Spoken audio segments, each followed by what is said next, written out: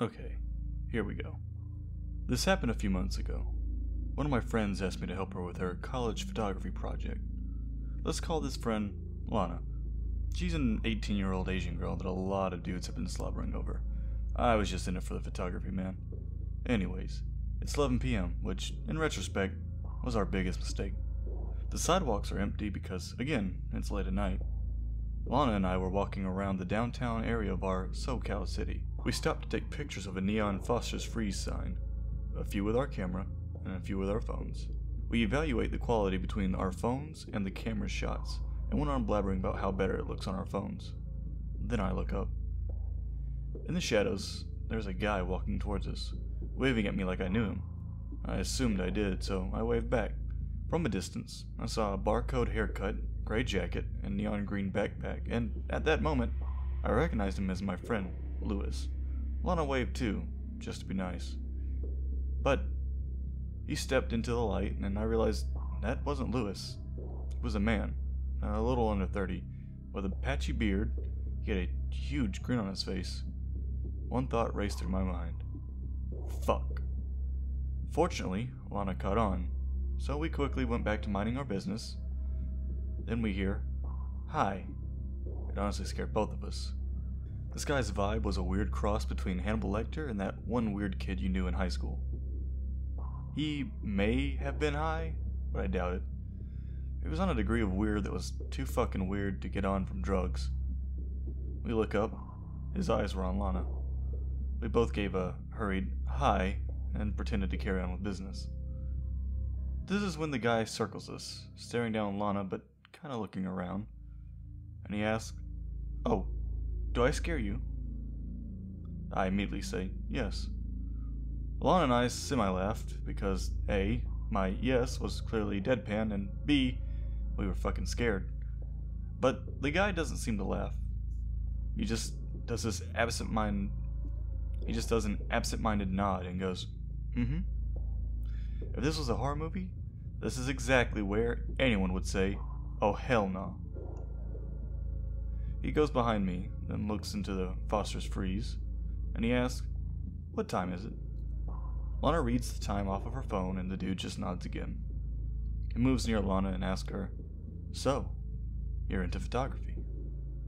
She said something along the lines of yes, and I guess. Anyone could have saw or heard from her voice that she was creeped out of her fucking mind. But for some miraculous reason, this guy did not take the clue. After a few seconds of dead air and him circling us later, he asked Lana, "What school do you go to?" I knew he was asking her because he was looking at her dead in the eyes and stood 2 feet away from her. And instead of name-dropping the college, she names my school instead. When I heard that, I was thinking, I understand your intentions, but yo, what the fuck? He does the absent-minded nod again, then asks for the time again. Lana gives him the time, and this time, the guy freezes there. Then he walks down the sidewalk without saying a word, like the conversation never happened. We watched him walk away into the shadows, and at that moment, we knew to never be out that late again. So, potential babyface sexual predator? Yeah, let's not meet again. Since I know Lana uses Reddit, if she's reading this right now, yo! Roughly 6 years ago, I was working as a carpenter for a small 3-man construction crew in Darlington, South Carolina. We were installing some more support beams in a garage in order for a garage door to be installed in the near future. For some reason or another, our supervisor needed me to get into the attic, and the homeowner had left the door unlocked while she was running some errands. Next thing I know, our supervisor is running out of the house, telling us that we need to see this, and that we need to be quick about it. Upon entering the attic, there's this god-awful stench of human excrement. It is pungent and hot, over 90 degrees Fahrenheit without question. Dead center in the attic is a really heavy wooden bed built like a brick. This thing is bolted to the floor with no mattress and obviously very, very used. There's a single shackle bolted to the floor with a 5-gallon bucket in reach of the shackle. It was obvious there was just enough slack in the chain to move between the bed and the bucket. I never got close to it because all of our gag reflexes were in full effect. I remember the feeling of sorrow I had to this very day. My heart sank to the floor when my brain fully processed what we were seeing. I can also remember a very hideous smell vividly. I ran out of that house. My coworker did as well. we wanted to leave the property, and right then, as my supervisor is calming us down and trying to figure out what to do, this older lady pulls up, the single homeowner. She looks to be in her mid-70s, maybe late 60s. She was just very sweet, but something about her eyes creeped me the fuck out. It felt like she was literally staring at your soul. It gave me chills. She reminded me of the lady from the movie Legion, who has the very sharp teeth and a very sinister look about her. If you don't know her, just type in "your baby's going to burn" on YouTube, and that's what she's going to look like. Without the razor teeth, of course. My boss made up a story about us needing to do a special order or something, but would not charge her for the item. We just simply missed something in our estimate, and would be back later on in the week to finish it. We packed up our things, and were heading out of the driveway when I see her watching us leave through the window that overlooks the driveway from the attic. The whole ride back to the office, there is a dead and eerie silence in that vehicle. What happened in that room? Where was that person now? Were we being watched? Moreover, could there have been another room in the basement? All these questions were racing through my mind in some sort of sick downward spiral that was making me sick to my stomach. You know that taste you get in the back of your throat right before you purge? Anyway, when we got back to the office to drop the work truck off, my boss calls the police, describes exactly what happened, and a few days later, my wife and I lost our first child, 2 months prior to her being due. We ended up leaving that area to get a fresh start after a few days. I never followed up on what happened, or if the police ever bothered to show up. So, creepy old lady from Darlington, let's not meet again. Update. This last part about us losing our child is not a sympathy call. It has been long enough that I feel I can talk about it. The only reason this is relevant to the story explains why I never fully followed up on what happened. I hope you all have a fantastic weekend, and I wish you all the best over your next work week. I'm sorry if this story doesn't seem too crazy, but that's only because this is 100% true. Here's some background. Me and my friends love to play D&D. We'd get together, sadly less often than most players do, play for a while, and then they usually stay the night. The D&D group has since broken up because of personal issues, but I've stayed playing with a different group lately. This story takes place back when that old group was still together. It was on my birthday. It wasn't a special session, just for that reason. Once we wrapped up our session of D&D, we were sort of at a loss of what to do. We watched TV, played some card games, even just sat around and talked for a bit. Then, one of us, I don't remember who exactly, brought up that we could go hang out outside at night. I'm a fan of horror myself, and that made the idea of being outside at night frightening for me. But I only liked it more for that reason. We got outside, and I felt safe by being in their presence. Eventually, we got bored enough to play a few games of hide and seek. I didn't protest verbally, as there was still a part of me that was craving a thrill, but there was a small part of me that was anxious about being alone at night. So, we split off, and I distinctly remember being the seeker for the most part of the time we played. Nothing creepy happened when I was the hider, but 2 eerie things happened that night during my round as a seeker. Ever since this night happened, I've been debating whether or not the 2 things that I saw are related. Hell, I almost forgot about the first thing that happened. But the older I get, the more creepy it seems to me.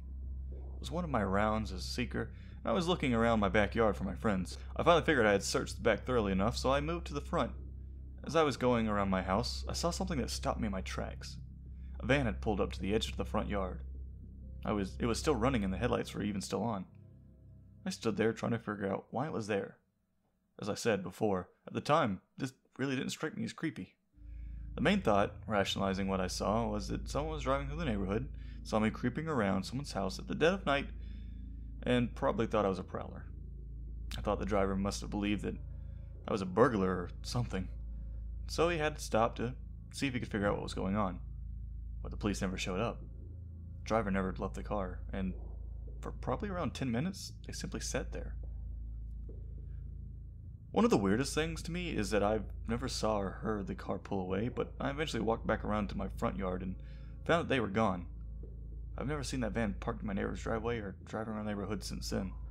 The next thing that I saw that night was exponentially more creepy than the van, and much harder to write off as something normal. At some point at night, being alone in the darkness had gotten to me, and after hearing nighttime noises that my tired, younger mind couldn't explain, I came up with a solution to my anxiety. I would sneak inside, grab my dog, and walk her around with me. If my friends wondered why I had her with me, I could just write off as being a joke about being my security guard or something. I found them hiding behind something at the edge of my front yard, and once I found them, we all took a break to pet Maggie and relax, Maggie being my dog. That's when I first saw her out of the corner of my eye. She appeared to be old, walking with a sort of slow saunter. She had a hat on and wore clothes that were leaning towards business casual, and then, of course, her Doberman trotting alongside her. I casually walked her walking down the street as me and my friends relaxed, but then Maggie noticed her, and obviously focusing on the Doberman more than the woman, I made sure to tighten my grip on the leash, giving a friendly wave to the woman as she walked by. Then Maggie broke her collar. She had been straining so much to investigate that woman and her dog that the latch had snapped and it released her. My heart skipped a beat as I watched her bolt towards the woman and her dog, and as soon as I realized what happened, I ran after her, leash in hand. Maggie skidded to a stop and, to my relief, decided to just sniff the dog curiously rather than start a dog fight. I fumbled to get her collar back on and back around her neck, as the collar was still hooked on the leash. I apologized profusely, and as I got the collar back around her neck, clipping it haphazardly in a way that wouldn't have done anything if Maggie were to run off again. Through the entire exchange, the woman never said a word. She stood completely still, simply stared at me. I know it's a common horror trope, but I swear I'm not making this up. The hat that she was wearing was at an angle in the moonlight where its shadow completely obscured her face. I could tell, though, with how her head was angled and locked into position, that she was staring right at me. She didn't stop staring at me the entire exchange, just like how she didn't speak or make the slightest movement once. I had Maggie on the leash again. I remembered stopping and staring right back at her, trying to see if I could recognize her face. I uttered my last apology, stepping away and still staring at the eerie figure right in front of me.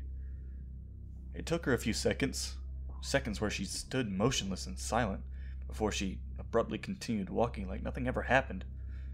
I ran over to my friends who had stood and watched from my front yard, and I immediately commented on how creepy that lady was.